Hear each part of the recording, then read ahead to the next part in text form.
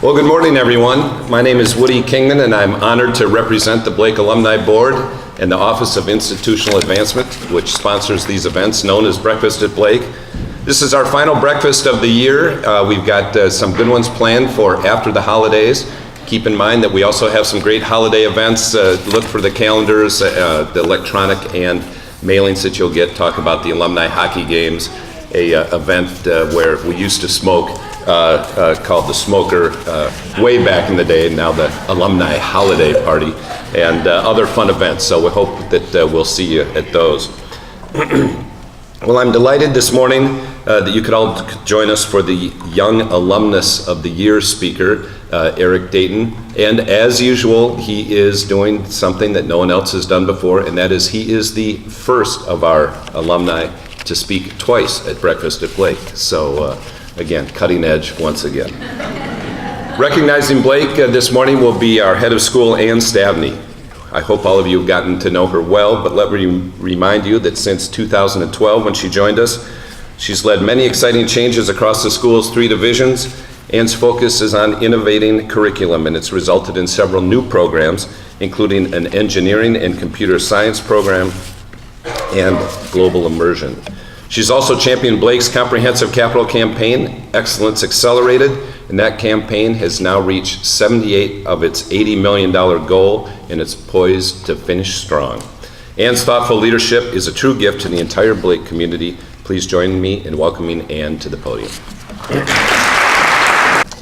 Thank you, Woody, and good morning, everyone. It's really good to see all of you here this morning, and I thank you for getting up early and joining us.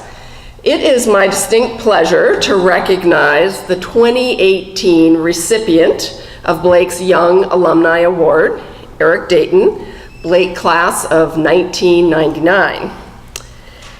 Eric joined Blake in 1995 for his freshman year. In the next 4 years, he would form friendships that continue to this day. Over the years, one of those friendships grew into something uniquely special. Eric and Corey Ayler from the Blake class of 2000 met as schoolmates and years later married. Eric and Corey have 2 young boys right up here, Hugo and George. Their eldest, Hugo, is a kindergartner at our Highcroft campus. Eric counts his relationships as his most valued part of Blake. His experiences on the Blake hockey team also remain very meaningful to him.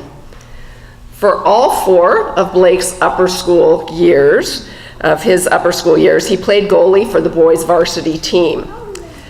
During his senior year, the team played in the Minnesota State High School League tournament. It's an experience that Eric counts among his fondest and his proudest Blake memories. After graduating in 1999, Eric went on to receive a BA in English from Williams College and an MBA from Stanford School of Business. In 2004, he joined the Arctic Transect, and that's a 6-month, 2,000-mile dog sled expedition led by legendary polar explorer Will Steger. After training for the preceding 6 months, the team set off on a trek that took them north of the Arctic Circle through wind chill temperatures that dipped to 80 below zero. During the trek, Steger relied on Dayton's calm presence, his steady demeanor, and his leadership skills. In a 2017 Star Tribune article, Steger made this observation about his teammate. Eric was 23, and I was 66, but I found myself asking him for advice. I've never known someone remotely that young who had those kinds of instincts, but I always trusted his opinion. He just had this capability of understanding people and complex reactions. He innately had that. Eric was not an average kid. He is very, very rare. In the years since the expedition, Eric has continued to explore new territory as an entrepreneur, environmental advocate, and civic leader. In 2006, he co-founded the LEAD project, which raises money for and connects young people to various nonprofits. In 2011, Eric, along with his brother Andrew, launched the James Beard Award-winning Nordic-inspired restaurant, the Bachelor Farmer. They also created the Marvel Bar, a 3-time James Beard semifinalist for Outstanding Bar Program in America.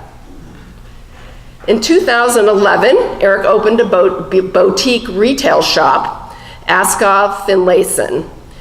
It has a climate-conscious focus. In keeping with its mission to keep the North cold, the company measures its own carbon footprint and gives back 110% of its annual climate costs to support climate change solutions. Askov Finlayson has committed $1 million over 5 years to fund leading climate action organizations. In 2016, Eric co-founded the Great Northern Winter Festival. He currently serves as its CEO. The festival combines original programming with 3 Minnesota traditions: the City of Lakes Loppet, it's a ski race, a cross-country ski race, the St. Paul Winter Carnival, and the U.S. Pond Hockey Championships. Over more than 3 weeks, the festival promotes health, community, outdoor activity, and the North. As their manifesto states, we believe in spending winter in winter. Eric is making a true difference in Minnesota and beyond. To quote Eric, "My hope is just to leave the campsite a little better than I found it." Eric, you are clearly living out this hope. Can you join me up here, please? All right. The Young Alumni Award honors alumni who have graduated from Blake in the last 20 years. It is given annually to recognize an alumna or alumnus who has made a significant contribution to civic and/or professional organizations, who is driven by a bold sense of curiosity and openness to differences, and who constantly strives to be an engaged, courageous, and intelligent world citizen. It is with great pride that the Blake School has played a role in your achievements. On behalf of Blake, I'm pleased to present you with the 2018 Young Alumni Award. And we have here.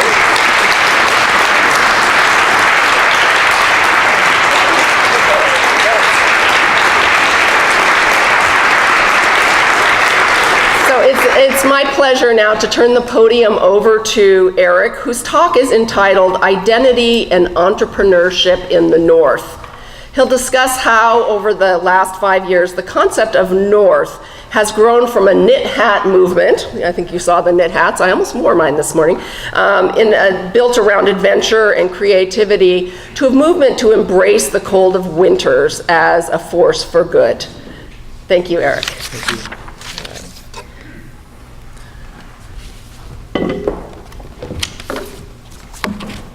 Thank you, Dr. Stabney, for that very kind introduction. I'm glad we didn't go any deeper into the high school photos in that slideshow, and I'm so grateful to have my family here today with me. My son Hugo, who's down here.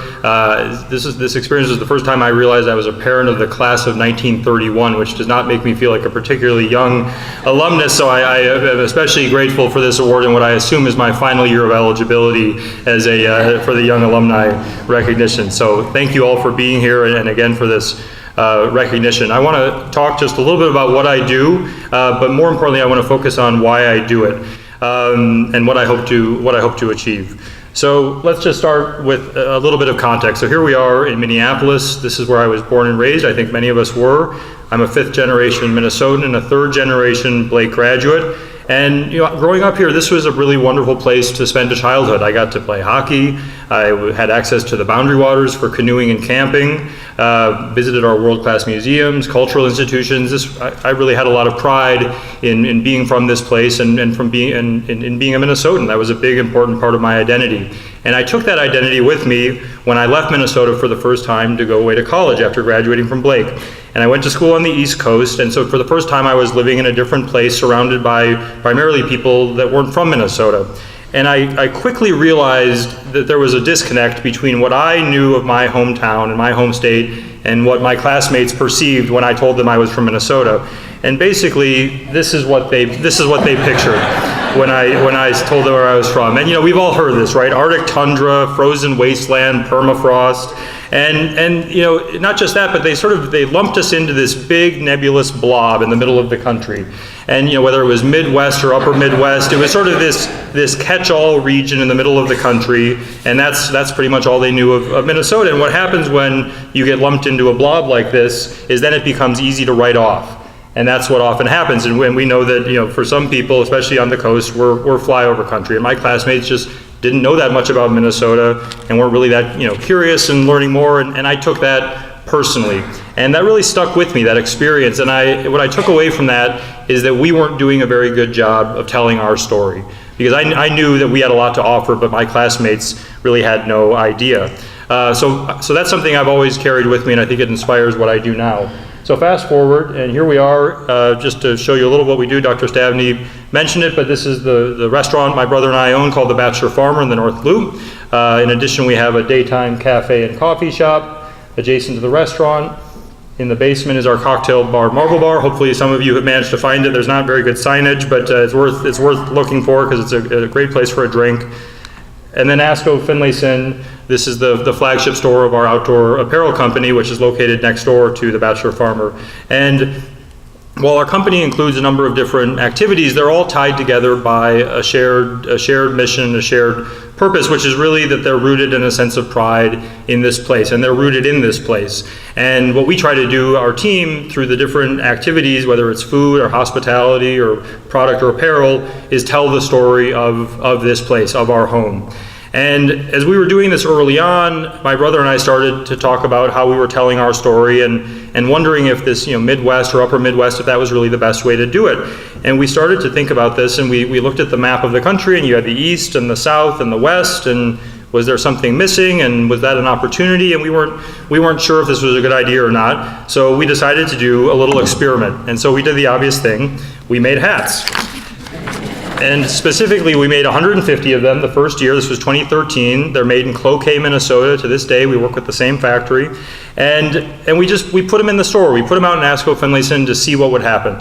And I remember that first day, people coming in, and it just clicked for people. Before we had a chance to explain the idea or try to convince people why they should agree with us, they just got it. And they would look down and they said, yep, we're the North. I'm never calling us the Midwest again. I'll take 6 hats. I mean, that really was what happened on the first day. And so our 150 hats, which we thought were going to last us all holiday season, sold out in 4 days.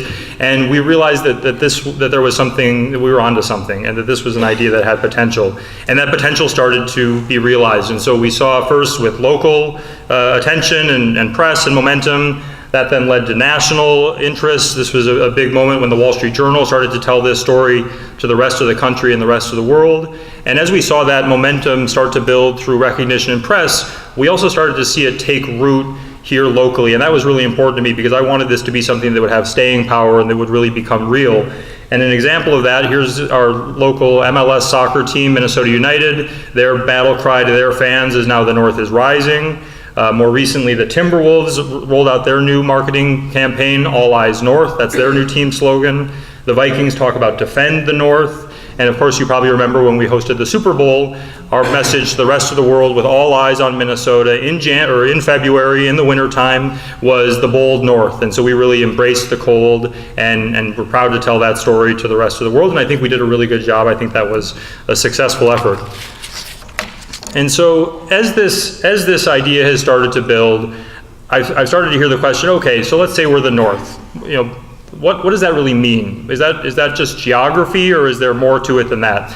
And so that led me to start to think about an idea of how can we make the North something that we can continue to share out as a story and broadcast, but how can we also invite people in and invite people to participate in this as an experience? And so a few years ago, with a group of partners, I co-founded a nonprofit organization called The Great Northern.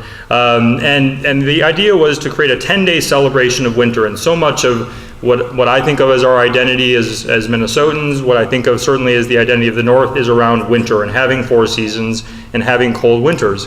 And so we wanted to make that something that we embraced and celebrated rather than apologize for or tried to sweep under the rug or hide from.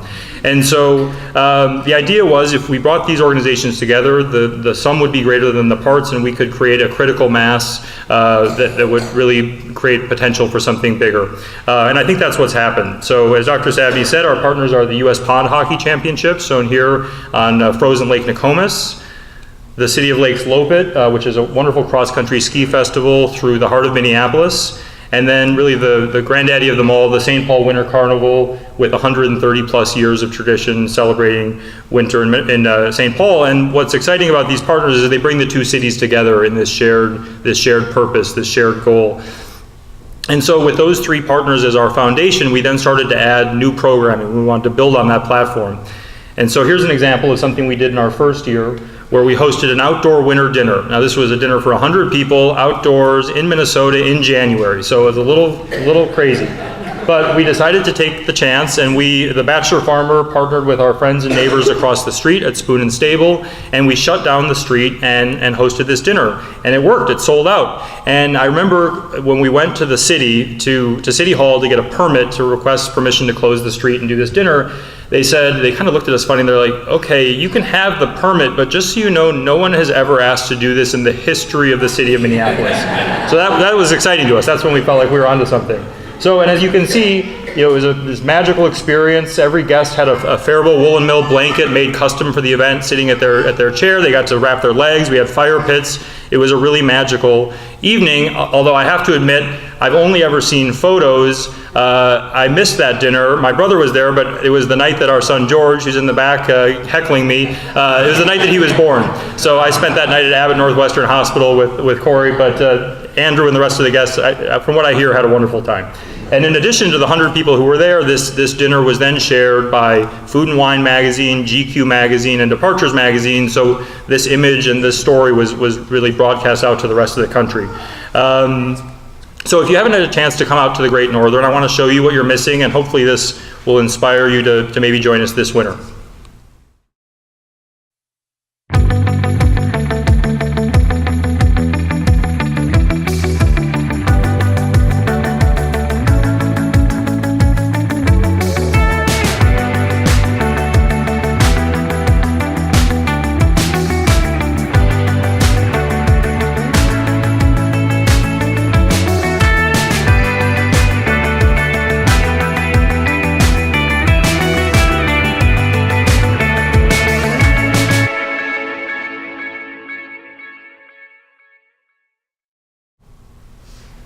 So that was a recap of our first year, and I want to share with you one more brief video which shows something we did in our second year this past year. And the second year was the year of the Super Bowl, and it was the 10 days leading up to the Super Bowl. We knew that was a big opportunity to share winter at its best with a lot of newcomers to the area, and we wanted to make sure that we contributed something to that week that really stood out from everything else that was going on. And so we decided to focus on art, because I think that's a really important part of what our community has to offer. It's one of our really signature strengths, and we wanted something that would really stand out among all the Super Bowl noise. And so we partnered with Red Bull, who underwrote this project, and then also the Twins, who gave us the keys to Target Field, which was pretty extraordinary. And we brought in the world's leading snow artist. And yes, that's actually a job title I discovered through this project. And so this is Simon Beck. He's from the UK, and he came here to create something very special for the Great Northern, and I want to share it with you.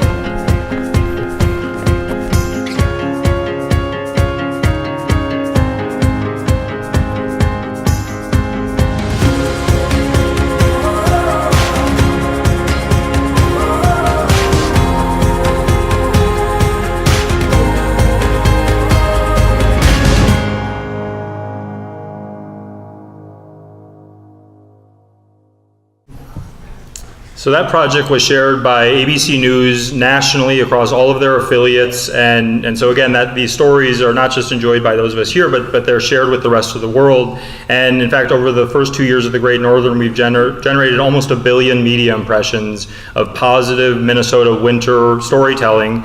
And I think that's really important. You think back to what my classmates at Williams imagined when I said Minnesota, the poor person sort of being lashed by the wind and the snow, and you start to replace that image with that type of imagery, that winter's really an incredible part of living here. And I think that change in perception really can have an impact. And I think about it in the short to medium term, in terms of driving winter tourism. We saw the potential to do that with the Super Bowl, with tens of thousands of visitors coming here. I think that's something we can continue to do, that we don't need the Super Bowl to give people a reason to come here in the wintertime.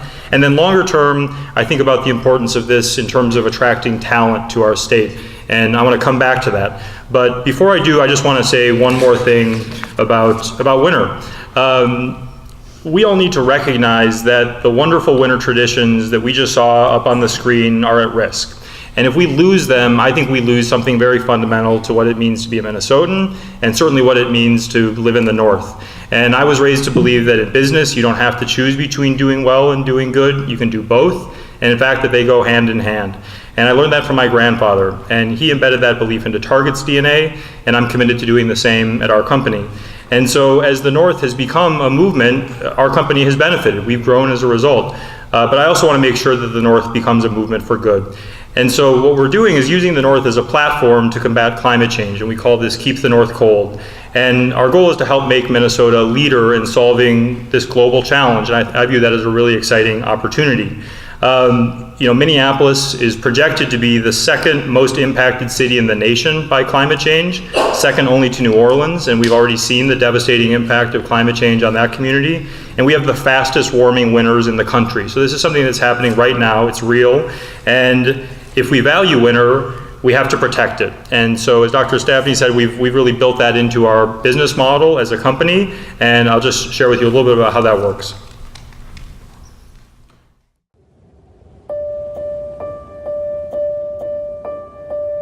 Welcome to the North, where we embrace our winters, not endure them. Sure, this place can be hard. It requires optimism, hard work, and perseverance. Together, we face down challenges. Creativity is born from constraint. We founded Askov Finlayson because we love exploring the outdoors in all 4 seasons, especially winter.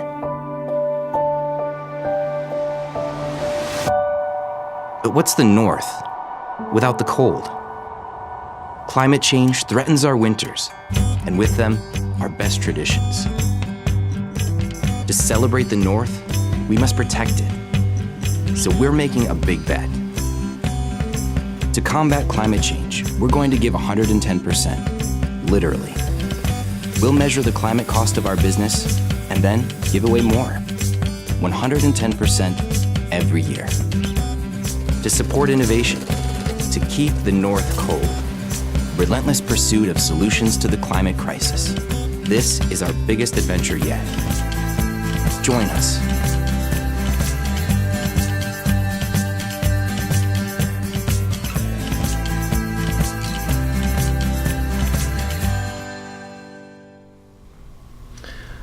So I want to conclude with a question that I often hear, which is, why does any of this matter?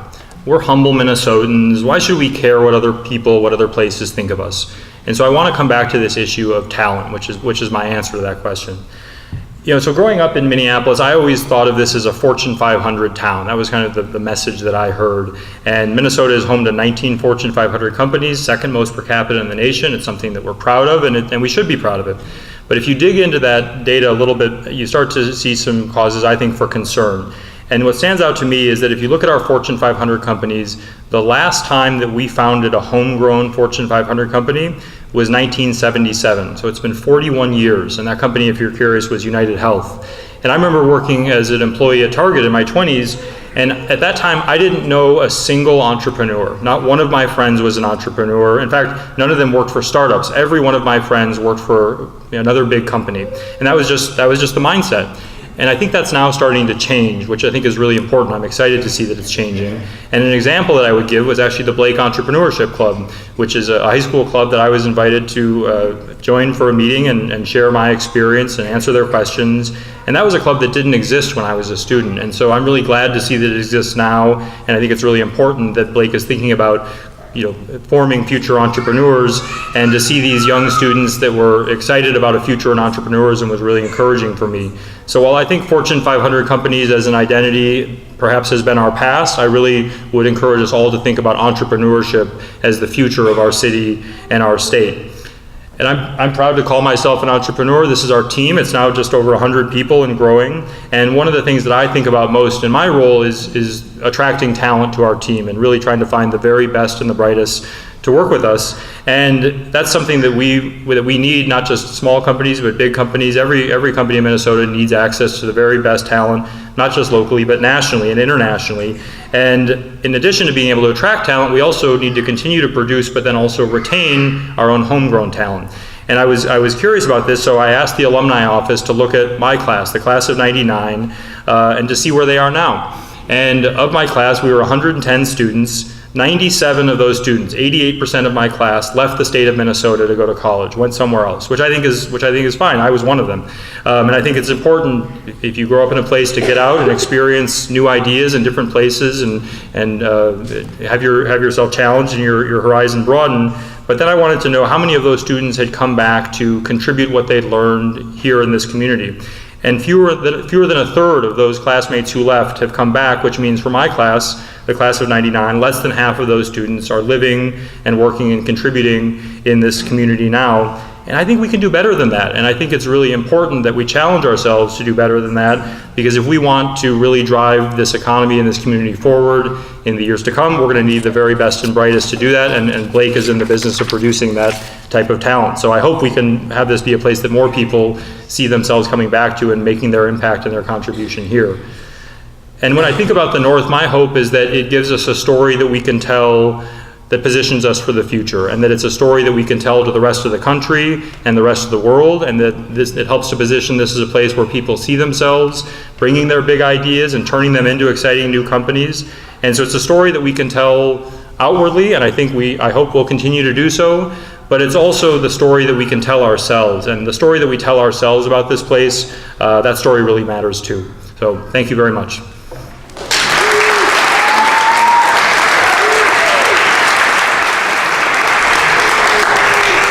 And I think I'm going to take some questions, but if I can add just one last thing, this idea of the North is really at its core about language and about the power of words. And I was an English major in college, which certainly had an influence, but I was really introduced first to the power of words here at Blake.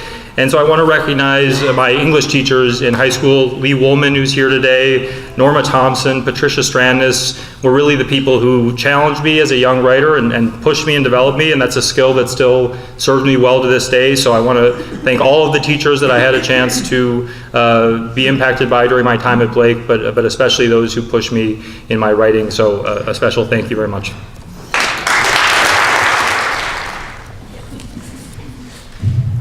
One area I think that the North could really capitalize on is our ski racing here locally. Mm-hmm. Ski Challenge, Midwest Masters, Highland Hills, Buck Hill. There's nothing better. I mean, they just flow down those hills, and I'd approach those. Go to Ski Challenge, Midwest Masters, and say, how can we collaborate together? Ski Challenge alone is 1,200, adult skiers, and plus every kid in. All these kids that are ski racing is not just the local, but it's downhill ski racing. We go all the way back to the Lindsey Bonds of Minnesota. Let's capitalize on that. Go north, go to Buck Hill, Highland Hills, up and down. There you go. I like it. No, I mean, that's a story that we need to tell. And as you said, both downhill and cross country. Jessie Diggins from Afton, Minnesota, was really the star of this last Olympics, and with her help, we're now bringing the World Cup cross-country ski competition to Minnesota. It'll be hosted in Minneapolis, I believe, in 2020, and then I think every other year for a few years after. So it's an important story, both downhill and cross-country. Yes, Mr. Ritchie. Growing up, I was privileged to know that Askov was the Rebecca capital. That's right.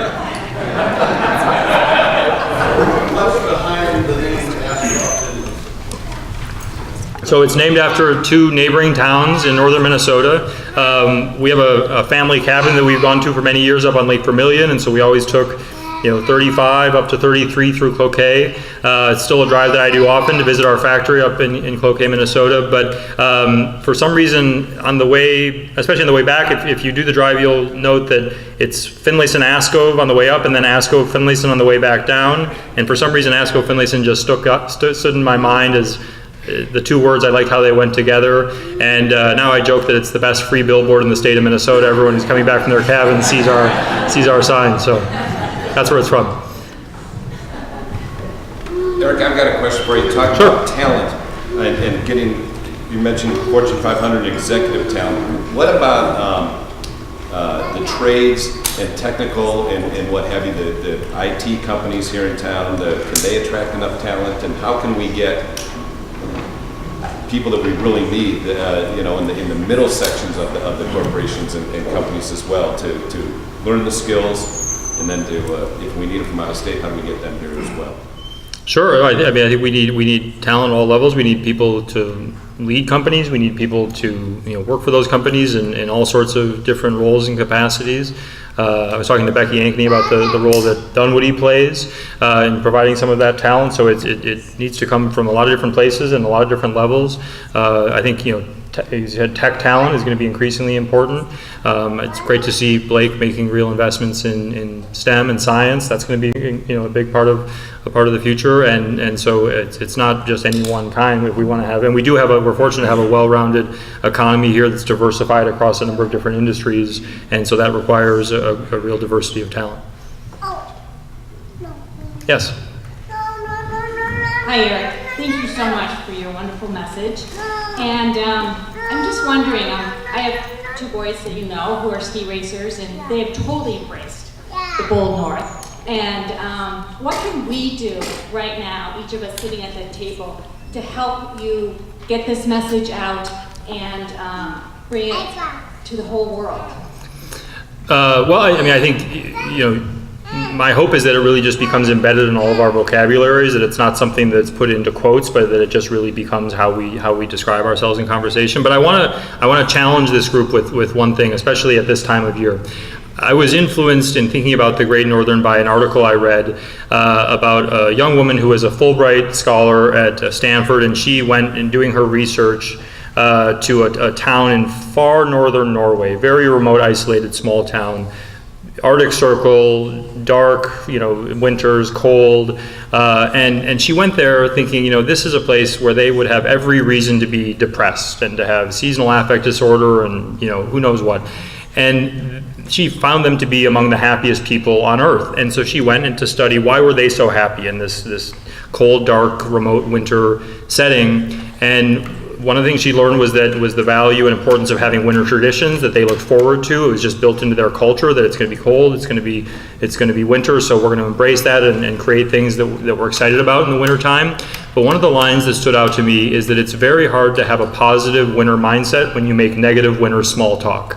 So I would encourage all of you, this time of year especially, as the temperature starts to drop, be careful, catch yourself when you start complaining about the cold, because it's funny, I see my two boys here when they go outside, and little kids love winter. They're excited to get bundled up, they're excited to go out and tromp around in the snow and go sledding and snowballs. It's fun, it's play. And somewhere along the way, as adults, we start to get retrained that winter is a bad thing, that cold is dangerous or painful, that snow means traffic and inconvenience, and somehow we adopt this negative mindset around winter. And you hear it when the meteorologist talks about, it's going to be cold means that's bad, or it's warming up, that means it's getting better. Like, when did cold become a negative thing? So I would just encourage you to check yourself and catch yourself when you start to make that small negative, that negative winter small talk, because I think if that's the conversation we're having here, that's then the message that ripples outward nationally. And if we don't like living here, how do we expect anyone else to come join us, right? So, yes. Have you had any luck getting people out of the Skyway system? I don't know if I've had luck or not. This is an issue I raised about our downtown, that I think the skyways are detrimental to the health and vitality of downtown Minneapolis. They're certainly detrimental to the retail environment. I understand why people like the skyways. It's not hard to understand why people like the skyways on a cold day. But I just think we pay too high a price for having the skyways. I don't think we need them. I think they're a nice to have, not a have to have, and I think our city would be better off without them, even though I understand that it would be making, some people would be giving up something that they enjoy. So whether that's, I started that conversation with an op-ed in the Star Tribune. I still have not brought myself to read the full comment section at the bottom. But if it's influenced a few people, George is coming up here. If that's influenced a few people to walk outside, that's great, and I hope it at least gets people thinking about the impact they do have on the city. So, Eric, your father was a year behind me at Blake, and Todd and Heffelfinger used to come to this chapel, the storied chapel indeed, and talk to us about how we would be running things. Your dad understood what he was talking about. I thought he meant run around Lake of the Isles, which I still try to do. But at the state fair, we had the opportunity to wait in line and talk to your father when he was campaigning. He looked so relieved when my two sons asked him about hockey. They heard about Frank Brimsek, which I'm sure you did. Your dad, a great goalie here at Blake, at Yale. My sons were goalies and went on to 3 state championships. Probably more inspired by your father than me. I was a wrestler, and I wouldn't have wished them on my sons. So they played the glorious sport, what I thought was hockey, and one did win a state championship. And I kind of trace it back to that talk that they listened to your father about some of the great goalies, including your dad. So thank you. Thanks very much. Thanks for sharing that. Yes, in the back.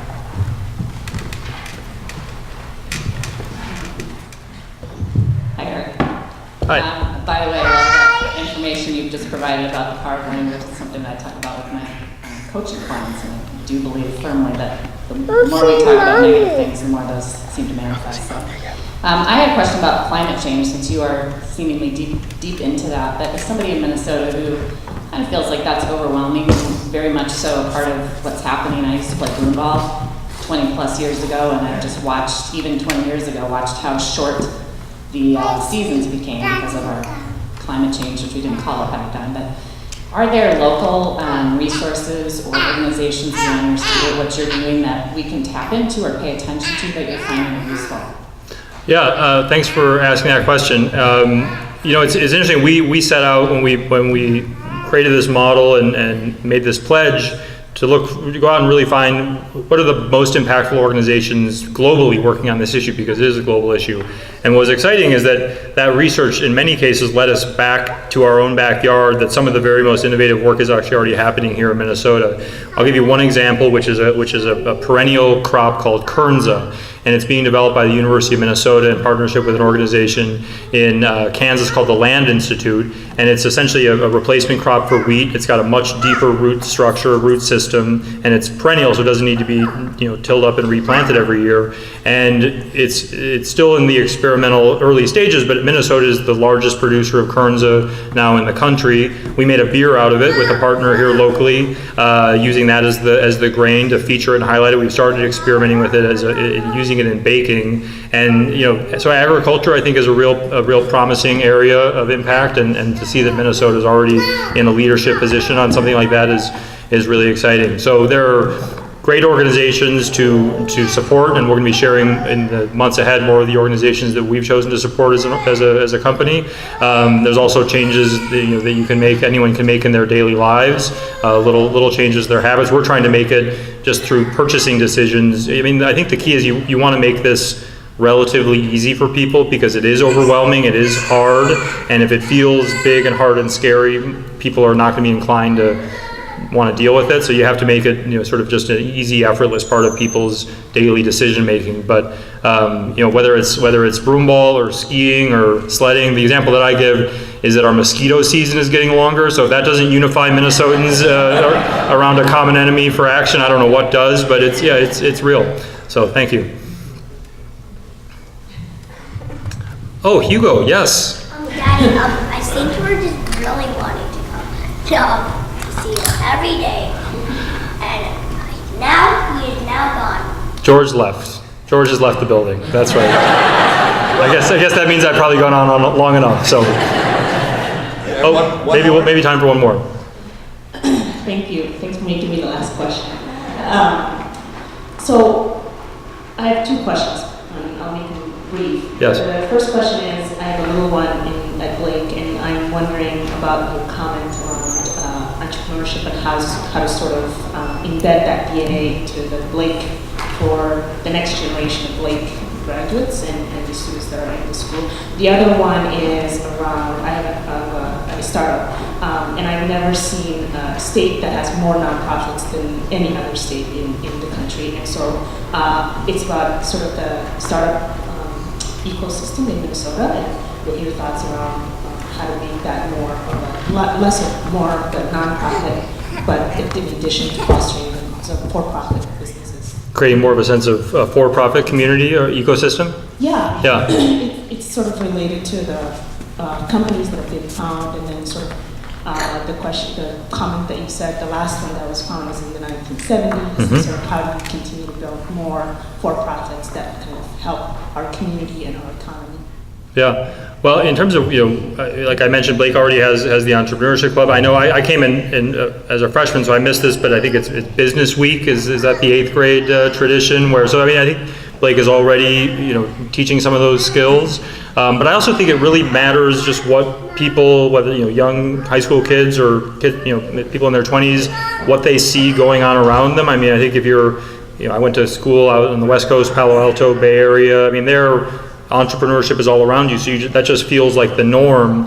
And I think that's starting to happen more and more here. And I see actually the entrepreneurial community here starting to organize itself and creating a sense of community, so that if this is something you're doing, you don't feel like the only one, that you have peers, which is something that's really helpful to me. And so there was recently Startup Week Minnesota. There are showcases for what's happening. And then also we've actually, with a few others, I've spent time talking to the Star Tribune about this and other members of the press, that the importance of them telling these stories, that there are great successes happening here, companies raising money, selling for big amounts of money, and often those stories just went untold, and the press was sort of focused on Target and Best Buy and the big earnings reports, and that was their mindset. And so those success stories, people weren't hearing them. And I think it's really important that those stories, people do know what's going on, and that there are options of careers that aren't just working at a big company. And not that that's a bad thing to do, but that there's a lot going on. And so the press, I think, is starting to do a better job of telling the stories of the entrepreneurial community to make that feel like something that's more a normal part of what we have going on. Okay, thank you very much. Good, thanks.